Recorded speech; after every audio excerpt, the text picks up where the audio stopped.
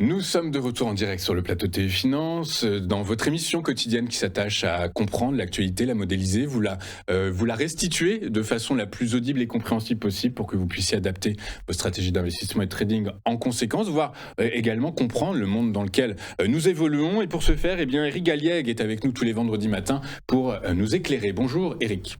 Bonjour Louis-Antoine. Merci Eric d'être avec nous ce matin. Eric Galliègue, directeur de la recherche chez FU Advisor Valcan, avec nous donc pour nous expliquer sous le prisme de 4 actualités économiques, géopolitiques, monétaires, microéconomiques au choix, eh bien, comment les marchés ont évolué. Avant de voir ce que vous avez sélectionné pour nous, pouvez-vous nous rappeler la performance hebdomadaire des actifs que vous suivez, sachant que nous allons du jeudi au jeudi. Alors c'est une performance qui est très contrastée finalement entre l'Europe et les États-Unis.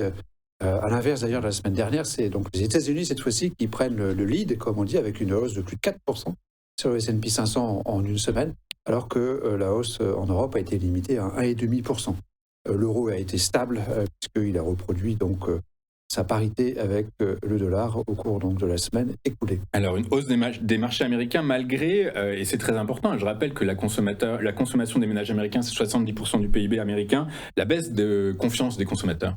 Oui, c'est le premier point qui nous a intéressés et que nous voulons mettre en avant cette semaine, c'est que la confiance du consommateur baisse, ce qui fait un contraste bien sûr important avec la psychologie toujours très favorable des marchés financiers. Cet indicateur, en plus, a été publié largement en dessous des attentes, que ce soit d'ailleurs le Conference Board ou l'indice de l'Université de Michigan. Donc on a, comme on le voit sur le graphique, un niveau très bas de cette croissance qui demeure inquiétant et qui nous rappelle que finalement, il faut que l'économie américaine ralentisse. Enfin, elle ralentit, mais il ne faut pas que ça aille trop loin. On est un peu sur le fil du rasoir et si on va un peu...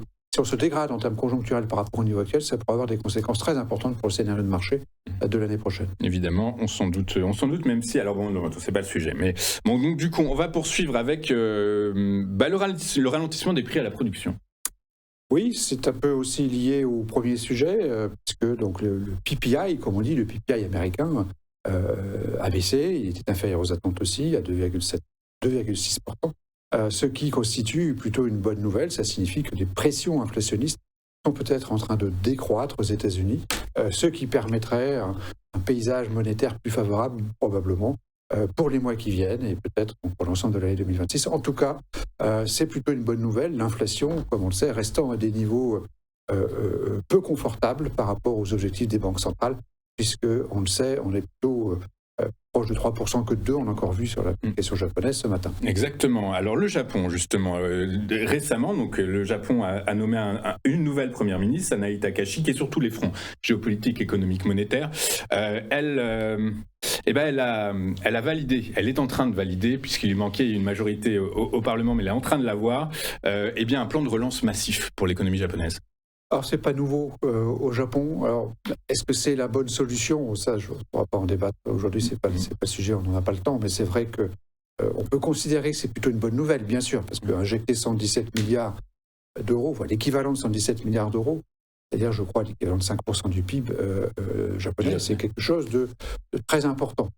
Et bien sûr, qui facilitera un redressement économique de cette économie, donc qui souffre de l'inflation.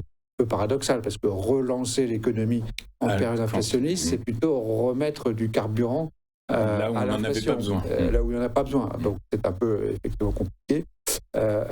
Surtout que l'économie japonaise est sous le coup d'une hausse des taux d'intérêt de marché, pas des taux d'intérêt de la banque Japan, la BOJ, à des taux extrêmement bas, des taux monétaires extrêmement bas. Je rappelle, on est autour de 0%, 0,25 sur la BOJ. Donc effectivement, ce sont des taux extrêmement bas, des taux monétaires extrêmement bas, mais des taux de marché qui se tendent, notamment sur les échéances très longues. On l'a déjà relevé depuis plusieurs mois. Ça continue, ça s'accélère, et c'est un peu le côté, un peu le revers de cette médaille qu'on a jugé plutôt positive. On a regardé l'autre côté de la médaille, donc le revers plutôt positif, avec donc une notation à +1, parce que ça a évidemment besoin de croissance au Japon. Évidemment, et Sanae Takahashi qui est sur tous les fronts, c'est normal, elle vient d'être élue, elle doit brasser beaucoup, mais elle est également sur le front géopolitique. Il faut noter les tensions avec Pékin, et les analystes modélisent l'impact négatif sur le PIB japonais de moins 0,2 points. Donc voilà, rien n'est gagné pour le Japon. On finit avec quoi? Avec Tether, Eric? Tether, ça fait partie de ces messages qui sont envoyés par la sphère financière qui sont défavorables de mon point de vue. Ici, c'est plutôt la cryptosphère, on va dire. Tether, c'est une entreprise qui donc gère des stablecoins, comme on dit, c'est-à-dire qu'en gros, ils mettent un stablecoin qui reproduit la valeur du dollar, c'est pas très malin, à mon sens. C'est une société dite de réserve qui accumule donc des réserves pour pouvoir garantir, adosser la valeur du Tether à des actifs financiers et exprimé en dollars, puisqu'il s'agit d'avoir une valeur qui ressemble au dollar. Le Tether, c'est un dollar.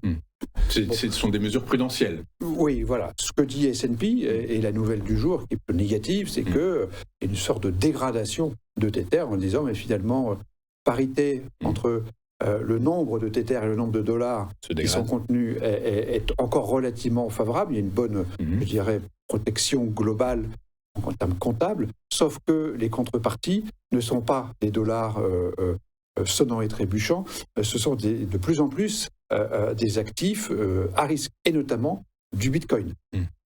Donc c'est quelque chose d'assez inquiétant, parce que la garantie du Tether, c'est de plus en plus du Bitcoin. Et qui est extrêmement volatile. Qui est très volatile, alors que normalement, ce type de société holding, on va dire, de type de réserve, ont des actifs totalement non risqués, et notamment des bons du Trésor américain, et la grande partie d'ailleurs des actifs de cette société.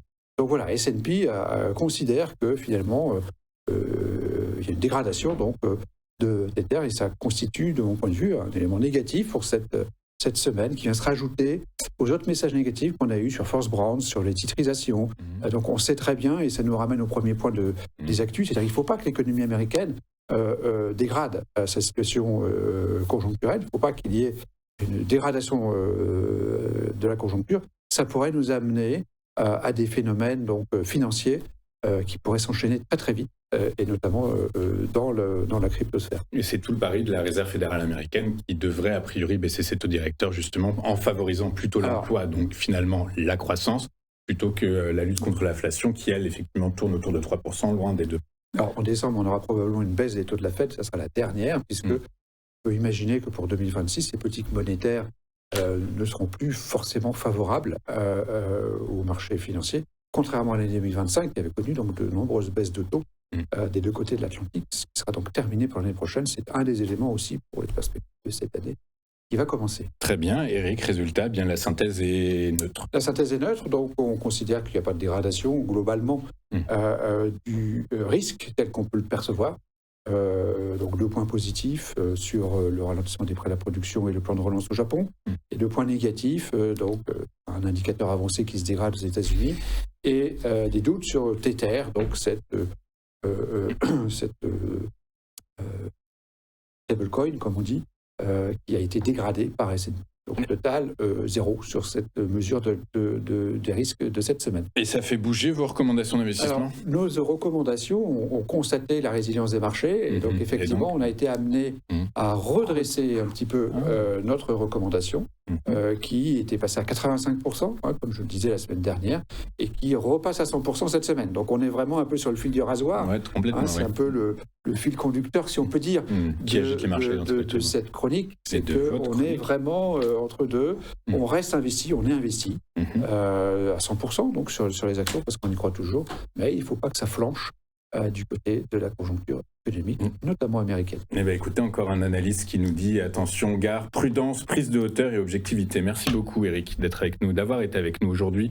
Eric Galiac, directeur de la recherche chez FiAdvisor Valcan, et bien avec nous pour nous expliquer comment les marchés financiers évoluent et dans quelle mesure il peut être intéressant d'adapter sa stratégie d'investissement. Merci beaucoup, Eric. À la semaine prochaine. On marque une courte page de publicité et on se retrouve juste après pour notre page éco avec notre invitée Nathalie Janson, avec laquelle on reviendra bien sur le rebond actuel de l'IA et du Bitcoin. Est-ce que c'est un vrai retournement ou juste un simple pchit?